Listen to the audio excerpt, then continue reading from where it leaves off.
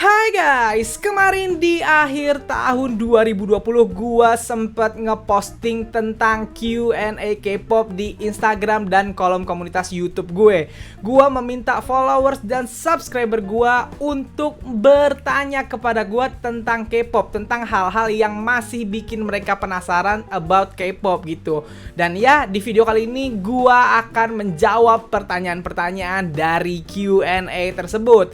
But tentunya gua nggak bisa jawab semuanya karena di YouTube gue dapet sekitar 500 pertanyaan lebih gitu, sedangkan di Instagram ada 200 lebih pertanyaan gitu. Kalau jawab semuanya bisa jontor nih bibir gitu. Jadi gue udah memilih beberapa pertanyaan gitu dan akan gue jawab di video ini. But sama seperti Q&A gue sebelumnya, ada beberapa pertanyaan yang tidak akan gue jawab di video ini. Akan gue jawab berupa video konten sendiri karena pertanyaannya menurut gue sangat menarik atau bisa dijabarkan lebih panjang. Misalnya kayak pertanyaan, Bang, siapa 5 rapper idol favorit lu? Atau Bang, siapa 5 main dancer favorit lu? Itu akan gue bikinin kontennya sendiri aja nanti gitu guys. Di sini gue hanya menjawab pertanyaan-pertanyaan yang bisa dijawab singkat-singkat gitu. So, gak usah berpanjang lebar lagi, langsung aja kita masuk ke pertanyaan pertama, oke?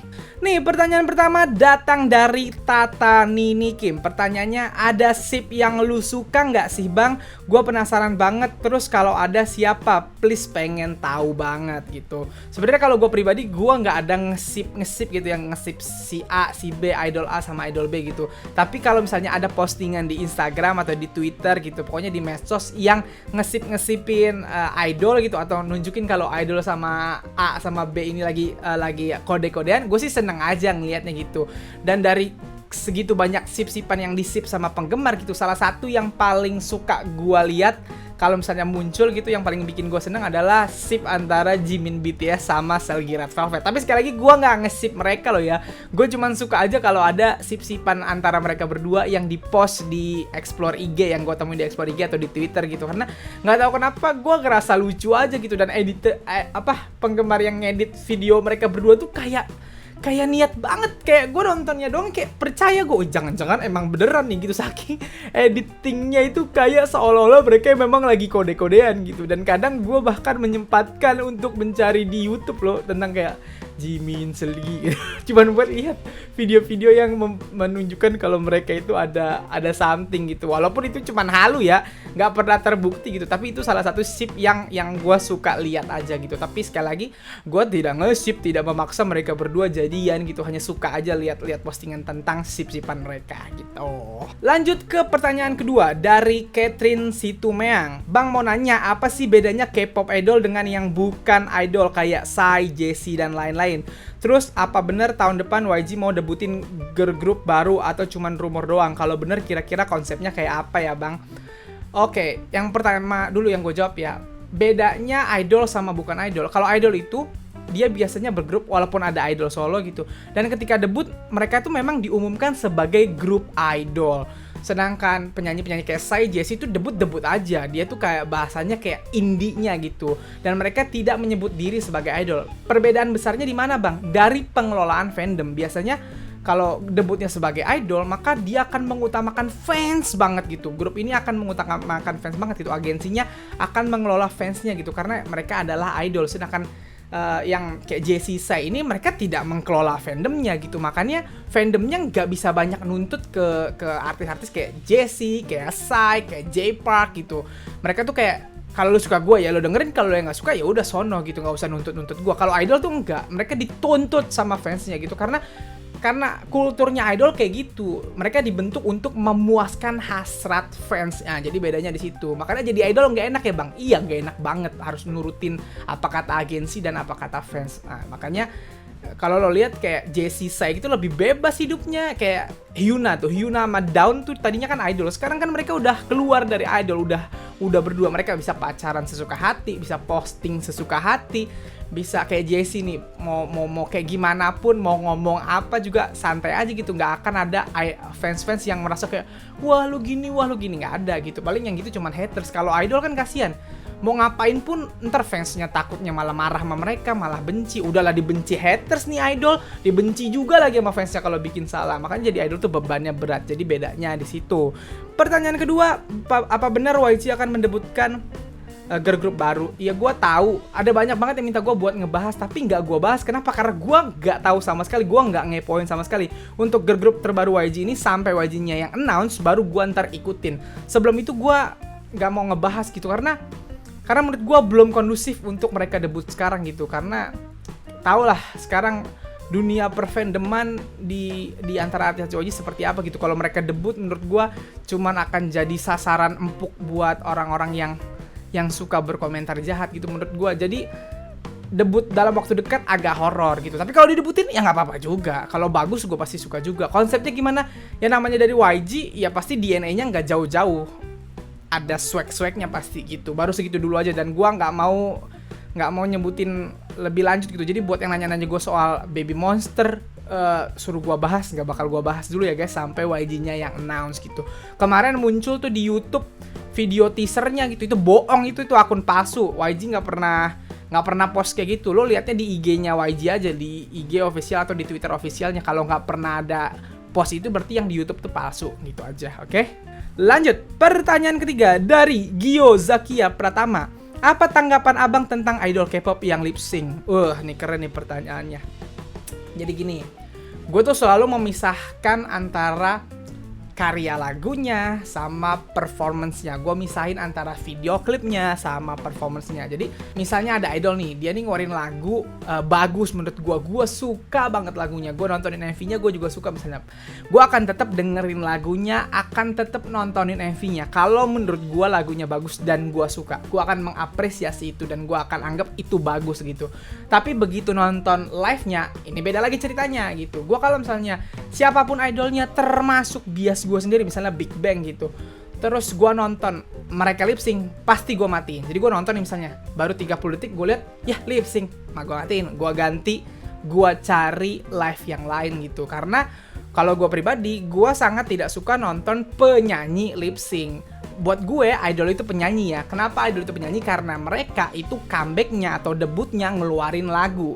Kalau dia dancer, nggak perlu nyanyi kan, tinggal remix lagu orang atau bikin musik aja terus nari. Kalau idol tuh nggak, dia debut dan comeback-nya itu ngeluarin lagu, ngeluarin lagu yang ada liriknya dan mereka nyanyiin itu. Berarti mereka adalah penyanyi. Dan buat gue, yang membedakan penyanyi dan yang bukan penyanyi adalah tampil live-nya. Yang bukan penyanyi nggak akan bisa tampil live.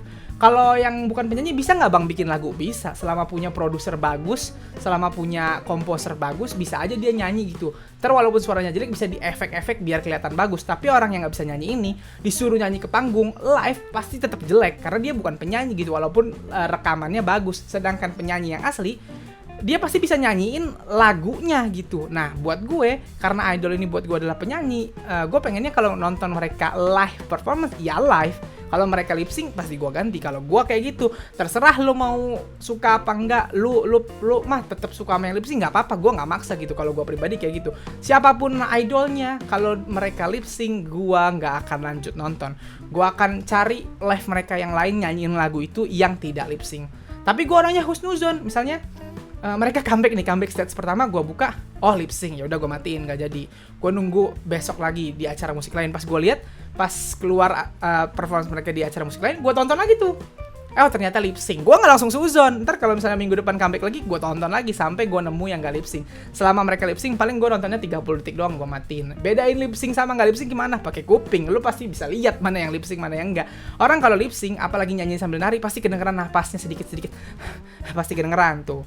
Suaranya nggak akan sama persis. Apalagi suaranya ada efek, nggak bakal tuh. Ada autotune, nggak bakal. Kalau orang live nggak bisa ada autotune-nya gitu.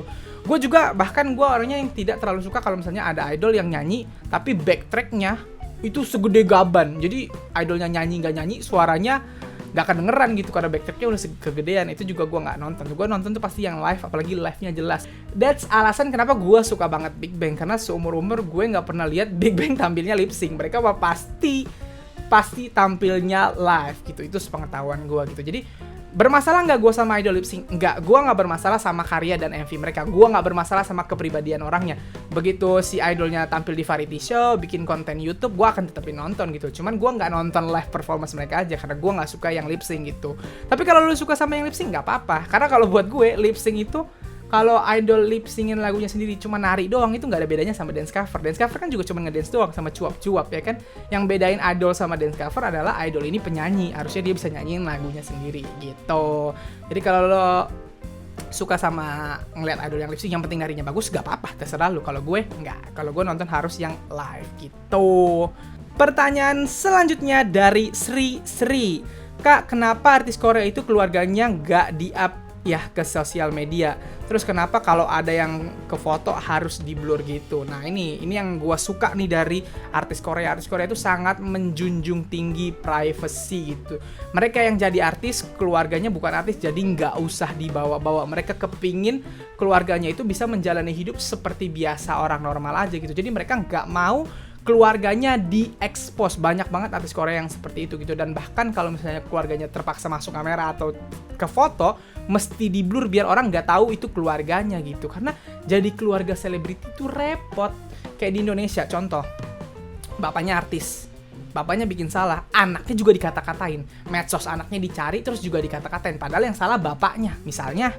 Atau yang salah anaknya artis, ibu bapaknya mah bukan artis. Atau adeknya bukan artis, adeknya main sosmed juga. Gara-gara kakaknya bikin salah, adeknya juga diserang gitu. Nah, artis Korea nggak suka kayak gitu. Makanya mereka sangat menjaga privasi dan mereka nggak mau keluarganya terekspos sama sekali. Jadi kalau misalnya mereka punya skandal A, skandal B, ataupun apapun itu bentuknya atau prestasi, keluarganya nggak usah dibawa-bawa. Yang penting mereka aja yang jadi artis gitu. Kalau mau suka mereka, kalau nggak sukanya sama mereka aja, bukan sama keluarganya. Itu alasan dari artis Korea selalu menyembunyikan keluarganya. Dan buat gue itu respect, keren banget sama artis-artis Korea.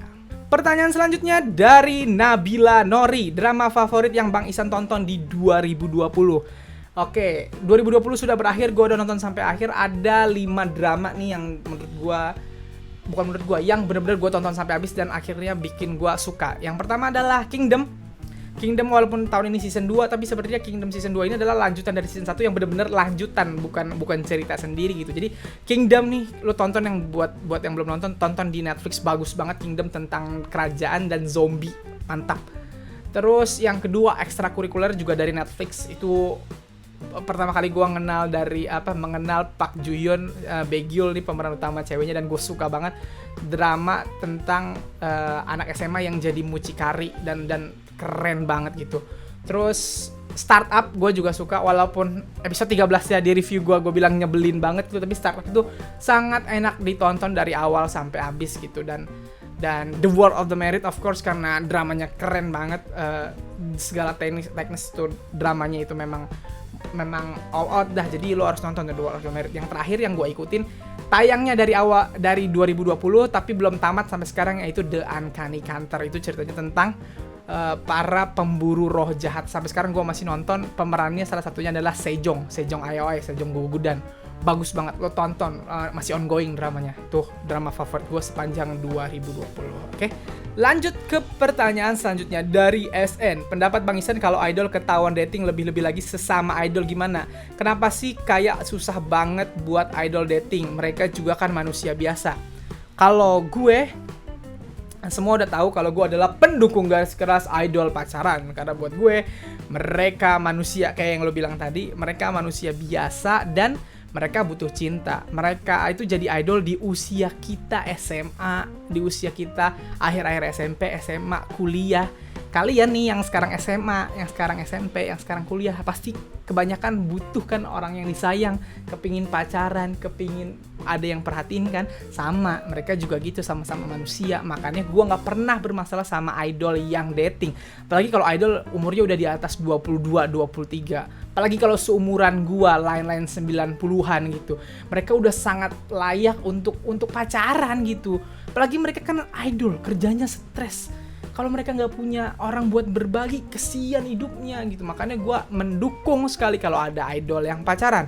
Nah, pertanyaan selanjutnya adalah kenapa sih banyak banget buat idol, susah banget buat idol dating gitu. Mereka kan juga manusia. Kenapa susah banget? Ya itu tadi yang gue bilang, karena sistem idol ini sebenarnya antara bagus dan tidak bagus gitu. Ada plus minusnya.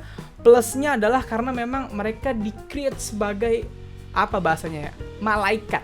Mereka tuh di-create untuk menunjukkan yang baik-baik, gak boleh menunjukkan yang yang tidak baik gitu. Agensi akan selalu mengatur mereka supaya ada di jalur itu. Baiknya adalah atau bagusnya adalah fansnya akan terinspirasi untuk seperti mereka. Cakep, pinter nyanyi, pinter nari, imut gitu. Pokoknya kayak wah nyenengin gitu. Bikin fans tuh bener-bener cinta banget sama mereka. Jeleknya fans gak mau mereka keluar dari sisi malaikat atau sisi bidadarinya mereka. Fans akan selalu menuntut mereka seperti itu. Makanya begitu mereka dating, fans tuh banyak yang sakit hati kayak, what? Gua kan yang bayarin album lu kan makan gara-gara gue. Lu kan terkenal gara-gara gua vote. Lu kan sekarang jadi segede gini gara-gara gue fansnya yang begadang tiap hari nontonin konten lu, yang beli album lu, yang jual ginjal buat beli karya-karya lu. Lu nggak boleh pacaran sama orang lain. Kalau lo pacaran, lu pengkhianat namanya. Lu harus hidup di bawah kontrol gua. Jeleknya gitu sistem idol. Akan menciptakan fans-fans yang terlalu fanatik, yang ngatur-ngatur idolnya. Akhirnya idolnya frustasi. Makanya di Korea banyak idol yang kalian tahu karena dia stres. Dia diatur-atur sama fansnya. Kita nih orang biasa dibilang sama ibu jangan pacaran, tetap pacaran. Dibilang sama bapak jangan deket sama cowok itu atau cewek itu, tetap kita deketin. Kita diatur bapak emak yang ngasih makan dari kecil, yang emang punya hak aja sebel. Apalagi idol yang diatur sama fans yang bahkan gak dia kenal. That's why idol susah banget buat pacaran gitu. Idol tuh kalau aktor nih di Korea pacaran, fansnya kayak, oh iya, kenapa aktor nggak memelihara kultur fans ini gitu. Orang ngefans karena ngelihat dia di drama atau di film gitu. Udah. Jadi kalau dia pacaran ya udah gitu. Kalau idol nggak gitu. Idol tuh kan udah set, udah harus ngomong kayak kalian pacarku, aku ingin kalian jadi hidupku gitu. Itu udah setting mulutnya idol yang harus diucapkan ketika di depan kamera gitu. Ya walaupun kalau lu normal lu tahu kalau itu semua bohong. Bang, idol itu pacaran nggak? Gue yakin pasti banyak banget idol yang pacaran, dan udah sering kan beritanya gitu kayak kalau mereka ikut acara A, kode-kodean nama ini, kenalan gitu, mereka pacaran juga gitu, tapi harus bener-bener diem-diem dan jangan sampai ketahuan gitu, karena kalau ketahuan repot. Dan jadi idol kayaknya pacarannya cuman chattingan doang, sian bet ya kayak anak SMP. Lanjut ke pertanyaan selanjutnya dari Aji Sudarmaji. Bang, gimana tanggapan lu soal cowok yang suka K-pop? Karena selama ini masih banyak orang awam yang menganggap kalau cowok suka K-pop itu banci, gay, atau homo. Terima kasih.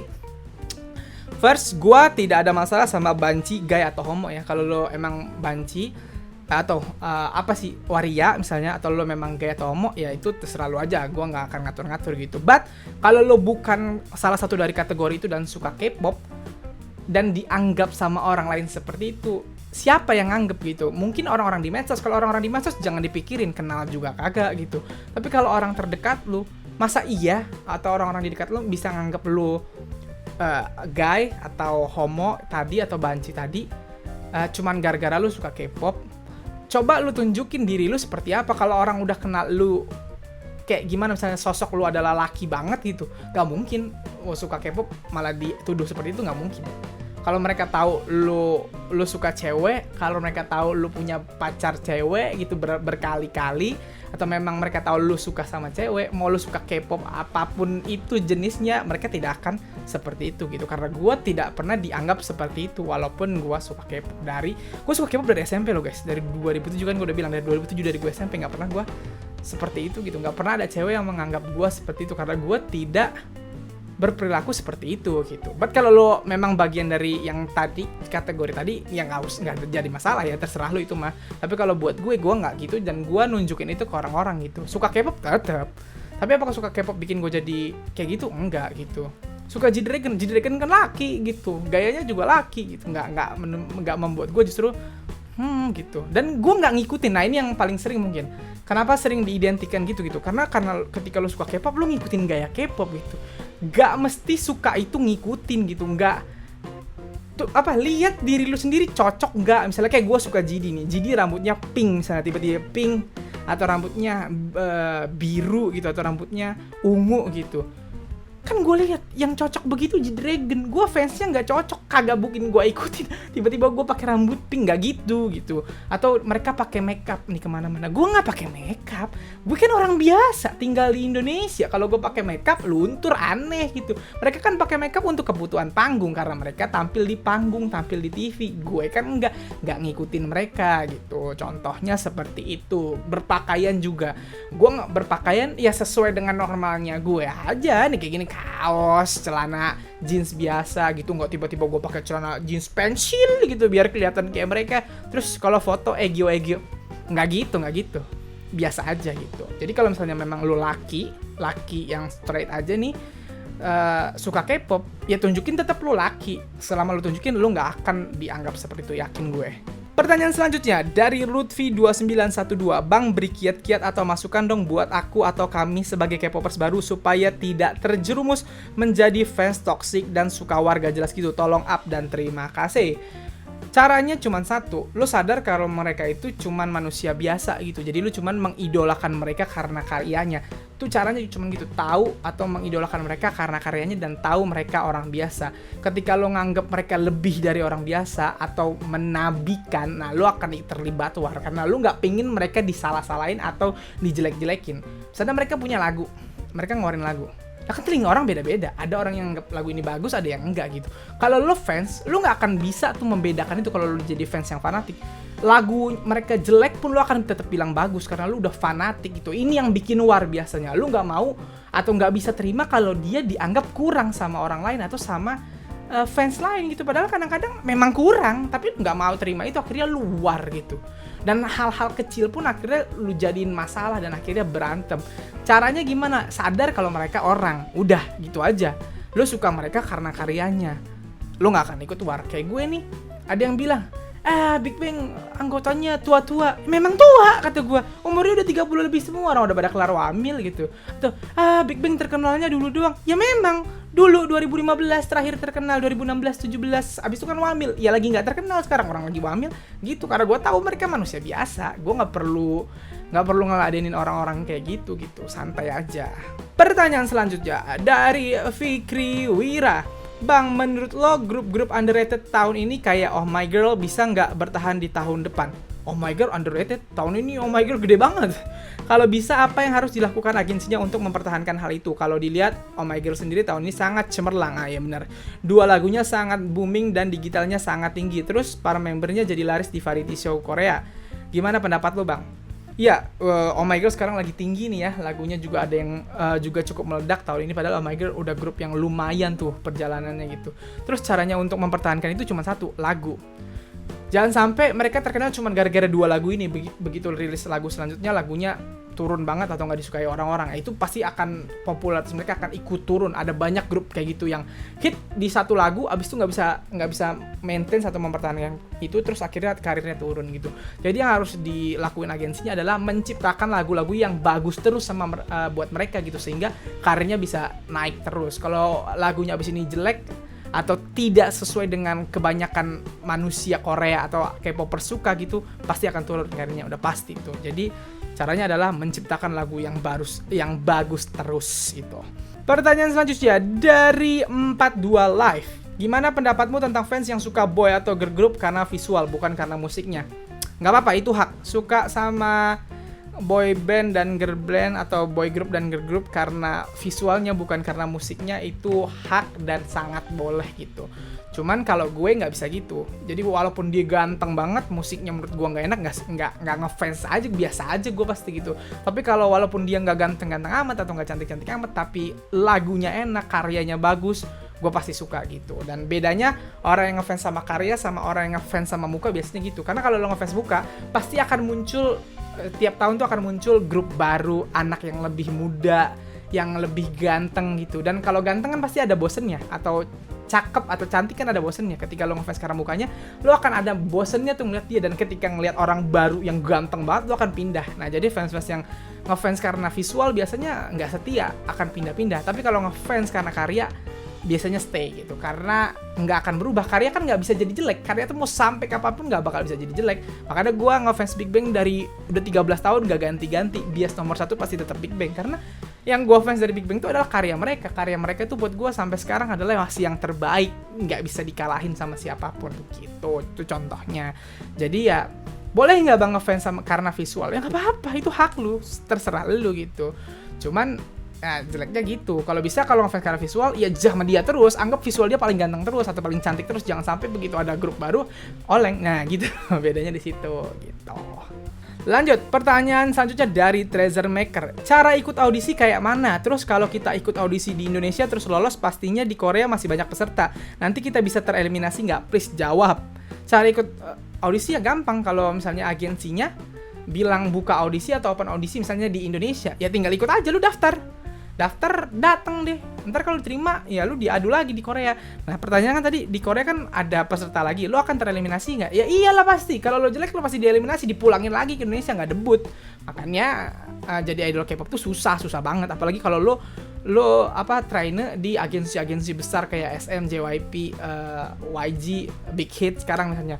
Itu trainer mereka mungkin di Indonesia aja yang saingan lu misalnya yang daftar 5.000, lu harus ngalahin 5.000 orang buat dibawa ke Korea gitu. Begitu nyampe di Korea, lu masih akan bersaing sama ribuan orang lagi. Makanya debut di agensi besar sangat-sangat susah gitu. Jadi ketika lo bermimpi jadi idol, ya siap-siap untuk tidak jadi juga gitu, karena kesempatannya sangat kecil gitu. Ini semoga nih yang Treasure Maker ini pengen jadi idol ya, gue doain lo lulus, amin.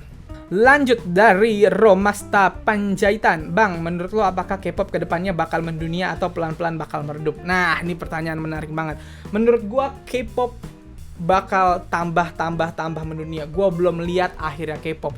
Gue pertama kali kenal K-pop tahun 2007 tuh belum ada demam K-pop di Indonesia guys. Gue cuma ngerasa kayak ini hal baru yang gue tahu gitu. Begitu meledak di Indonesia sekitar akhir tahun 2008-2009, gue nganggapnya sensasi sesaat, kayak ya udah ini zaman orang suka Korea ntar juga hilang. Karena dulu gitu pernah ada kita suka tentang drama-drama Cina, India-Indiaan, terus sebentar terus hilang. Terus suka Cina-Cinaan, terus hilang. Taiwan, suka FC dulu, Meteor Garden namanya, terus hilang gitu. Gua pikir K-pop tuh akan seperti itu, akan blow up sesaat, terus habis itu runtuh gitu. Ternyata enggak. K-pop terus bertahan. Kenapa K-pop bisa terus bertahan? Karena industri-industri yang lain tuh mereka bergerak sendiri, sedangkan K-pop ini udah di-set sama pemerintahnya. Ini nih udah agenda dari pemerintah Korea mengembangkan K-pop gitu, mengembangkan K-drama, K-movie, dan mereka gue yakin akan terus naik dan belum ada tanda-tanda buat turun. Kayak kemarin tahun 2019 di film Korea itu berhasil menang Oscar, penghargaan tertinggi di Amerika, ngalahin semua film Amerika gitu, film Parasite gitu. Dan tahun ini BTS akhirnya berhasil nembus Grammy Awards. Tahun ini BTS baru masuk di nominasi, kita nggak tahu tahun ke depannya. Dan melihat agenda K-pop ini yang sangat didukung pemerintahnya, gue belum lihat akhir K-pop. Gue yakin masih akan sangat jauh gitu. So, buat yang suka K-pop, masih panjang lah kita untuk bersenang-senangnya. Pertanyaan selanjutnya dari Kavidatur Idar. Menurut lo bang, Dispatch ngungkap berita idol itu melanggar privasi atau gimana? Melanggar privasi dong, sangat amat melanggar privasi. Ngikutin orang kemana-mana, diem itu nggak boleh tuh sebenarnya tuh. Kalau di Indonesia bisa dilaporin polisi tuh media kayak gitu. Tapi gue nggak tahu kenapa di Korea ini dipertahankan. Gue juga nggak ngerti deh. Ada agenda dari pemerintah juga pasti sebagai kontrol sosial. Kalau gue nganggapnya kayaknya Dispatch ini dibiarkan sama masyarakat adalah sebagai kontrol sosial untuk para selebriti gitu, supaya nggak keluar koridor banget gitu. Ada yang ngikutin kan bikin mereka selalu jaga diri supaya tidak terekam yang aneh-aneh atau terfoto yang aneh-aneh. Mungkin seperti itu gitu. Tapi tetap itu sebenarnya melanggar privasi banget, gila, orang pacaran diikutin.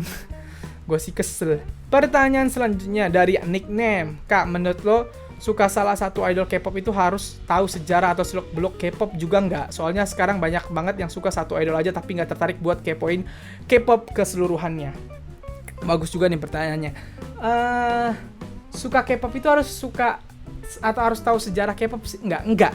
Jadi misalnya lu suka sama grup A atau suka sama grup Z atau suka sama grup Y misalnya, suka aja sama dia. Kalau sekedar suka, ya nggak apa-apa, nggak usah tahu yang lain-lain, nggak usah tahu sejarah K-pop.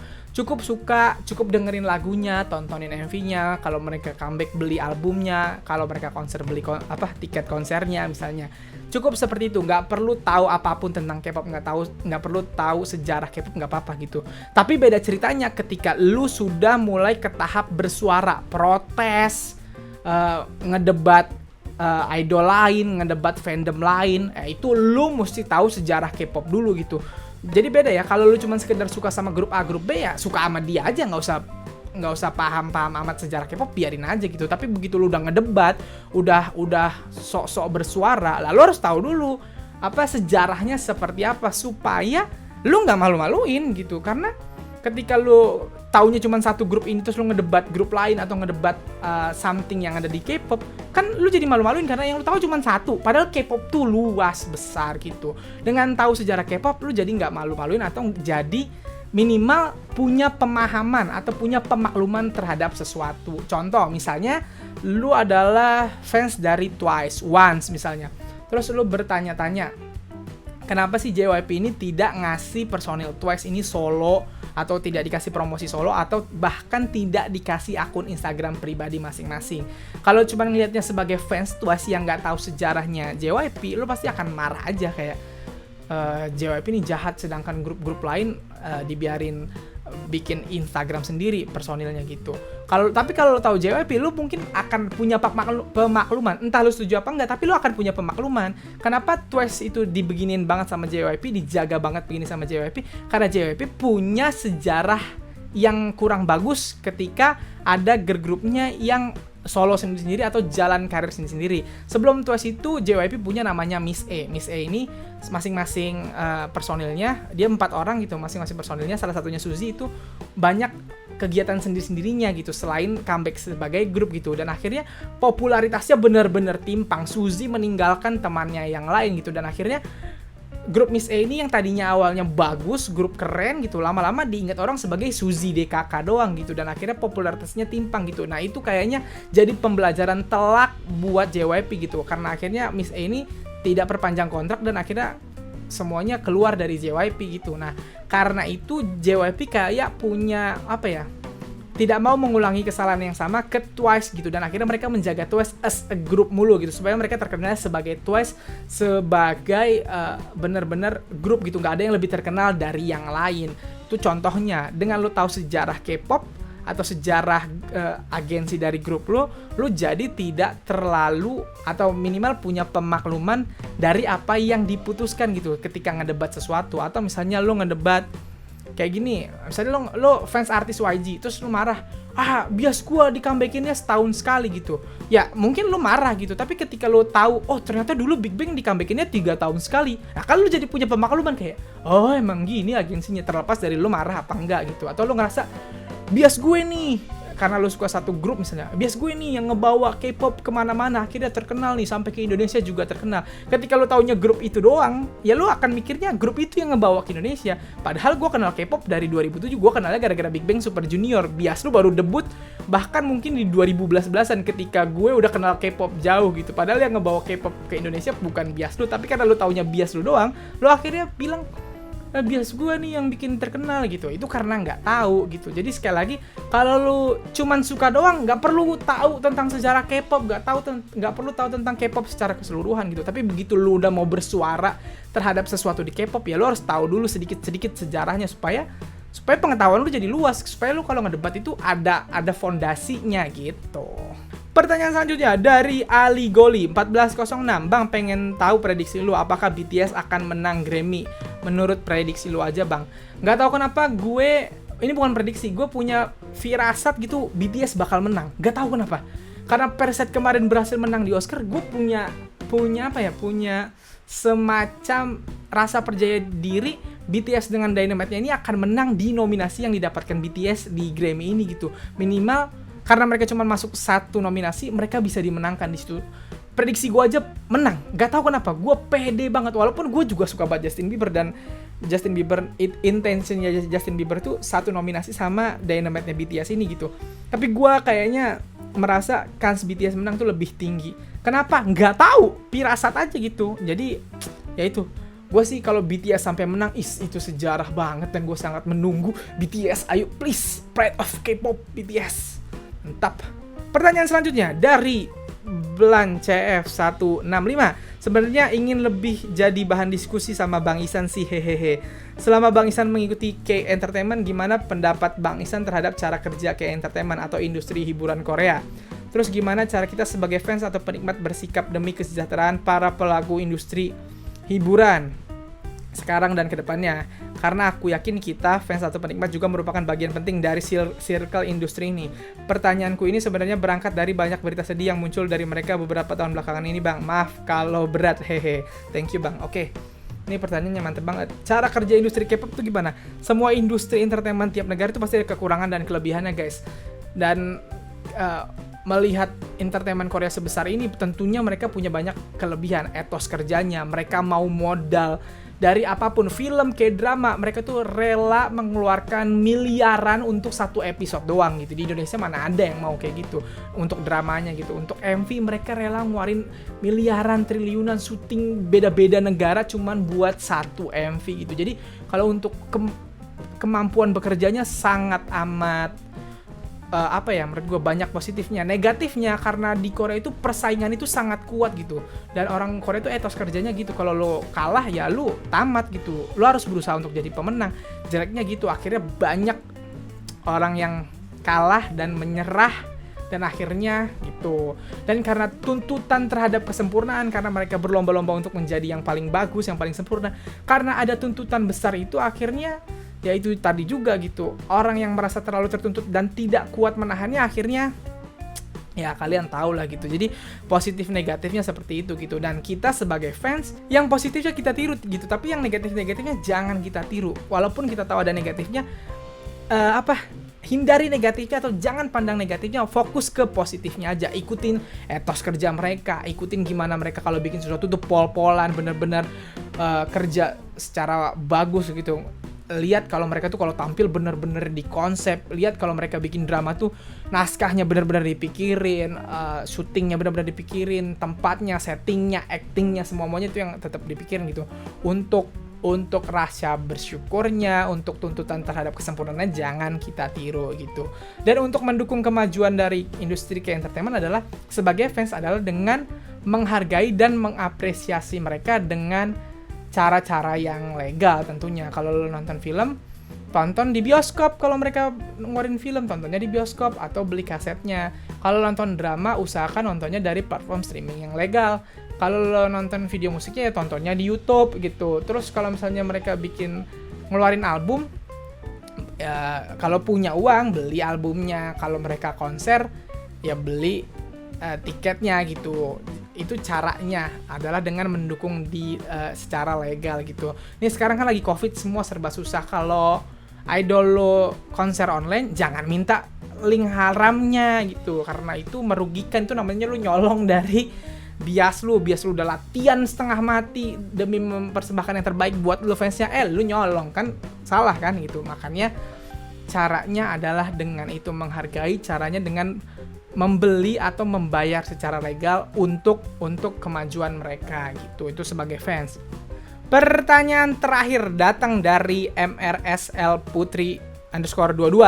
Bang, gimana tanggapan lu tentang orang-orang non K-popper yang bilang kalau K-popers itu nggak cinta negara sendiri?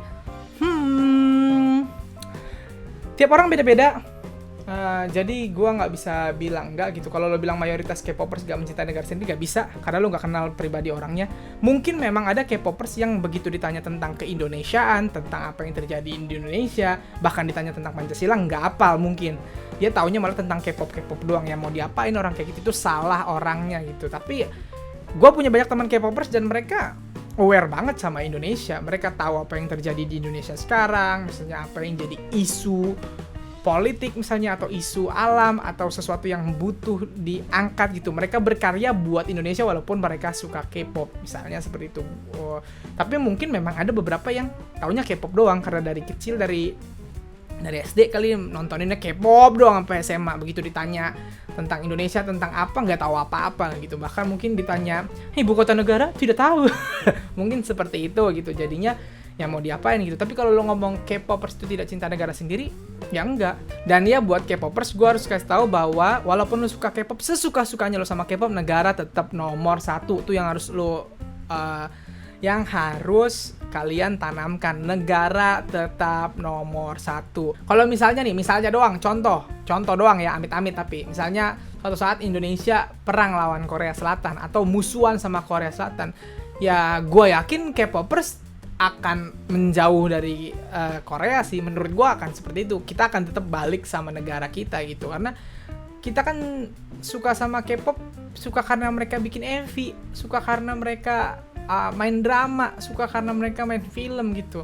Kalau mereka orang biasa yang dagang kimchi di Jakarta, kita tidak suka walaupun dia orang Korea gitu, biasa-biasa aja.